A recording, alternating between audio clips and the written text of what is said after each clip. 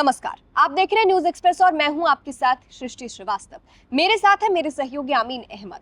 भारत ने पहलगाम का बदला ले लिया है और पाकिस्तान को उसकी औकात बताते हुए 9 आतंकी ठिकानों पर एयर स्ट्राइक किया गया है। अब इसके बाद से तमाम तरीके के नेताओं की प्रतिक्रिया सामने आ रही है।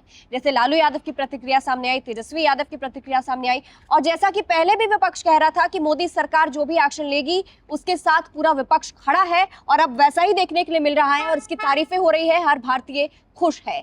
अब इसी बीच जो कि AIMM के प्रमुख है असदुद्दीन ओवैसी, जो इसको लेकर सबसे ज्यादा मुखर थे, सबसे ज्यादा बात कर रहे थे और मोदी सरकार के साथ खड़े थे, अब उनकी प्रतिक्रिया भी सामने आ गई है। और ओवैसी मेरे ख्याल से अमीन जी सबसे ज्यादा इस चीज को लेकर गुस्से में थे और वो मोदी सरकार के साथ भी खड़े थे कि कैसे भी करके बदला पाकिस्तान से लेना है।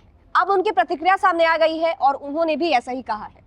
नहीं, बिल्कुल ये सही बात है कि जितने भी विपक्ष के नेता हैं सभी लोग एक बात बोल रहे थे और समर्थन कर रहे थे, लेकिन जिस हिसाब से जितना एग्रेसिव ओवैसी असदुद्दीन ओवैसी ने बात की है, चाहे वो दिल्ली में बोले, चाहे वो हैदराबाद में बोले, चाहे वो महाराष्ट्र में बोले, अभी 3 दिन पहले जो वो किशनगंज में थे उन्होंने सिर्फ एक ही बात कही है कि इन आतंकवादियों को ये बताना पड़ेगा कि भारत क्या कर सकता है।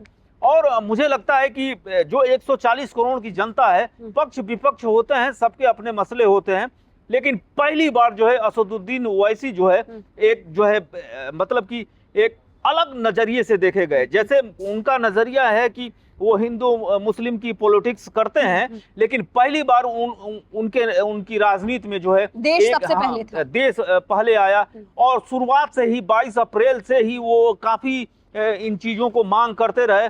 फिर उसके बाद से जो है वो हमेशा से भारत सरकार को ये बताते रहे। फिर जाके उन्होंने जैसे ही हमला हुआ उन्होंने ट्वीट करके ये बताया है कि भारत को आंख दिखाने वालों को उनकी आंख निकाल ली जाएगी या भारत पे हमला करने वाले को जो है सबक सिखाया जा सकता है। मैं उनका ट्वीट करके एक बार ट्वीट पढ़ के बता देती हूँ कि ओवैसी ने लिखा है, मैं हमारी रक्षा सेनाओं द्वारा पाकिस्तान में आतंकवादी ठिकानों पर किए गए लक्षित हमलों का स्वागत करता हूं।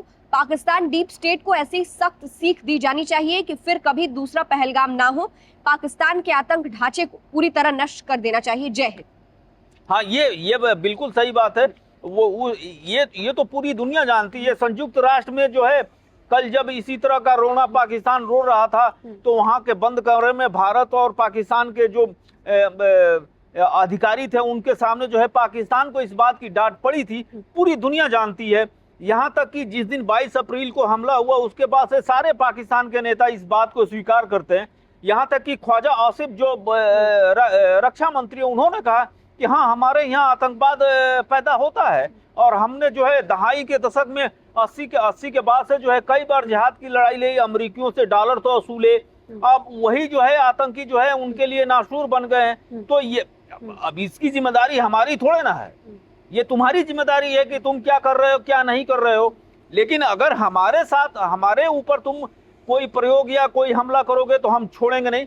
इस बात को जो है आज जो है मिसाइल हमले से भारत ने बचा दिया है। पहले जो है एयर स्ट्राइक, फिर सर्जिकल स्ट्राइक, अब इस बार जो है मिसाइल से हमला किया। बिल्कुल। तो ओवैसी की भी इस पे प्रतिक्रिया सामने आई है। जैसा कि पूरा विपक्ष कह रहा था कि हम मोदी सरकार के साथ खड़े हैं, ओवैसी सबसे ज्यादा इसको लेकर अग्रेसिव नजर आ रहे थे। वो शुरू से बयान दे रहे थे। अभी उनका कुछ समय पहले एक बयान भी सामने आया था जिसमें वो सर पे तिरंगे की पगड़ी पहने नजर आए थे और पाकिस्तान को चेतावनी दे रहे थे। कह रहे थे कि तुम आधे घंटे पीछे नहीं हो, हमसे आधे दशक पीछे हो। ये बयान भी ओवैसी का खूब वायरल हुआ था और ओवैसी अब इस बात से बेहद खुश नजर आ रहे हैं कि पाकिस्तान के खिलाफ एक्शन लिया गया है। मोदी सरकार ने एक्शन लिया है, उसको उसकी औकात बताई है। अब देखना तो ये होगा कि इस पर और नेताओं की क्या प्रतिक्रिया आती है। फिलहाल ओवैसी के बयान को आप कैसे देखते हैं, हमें कमेंट करके जरूर बताइएगा। नमस्कार।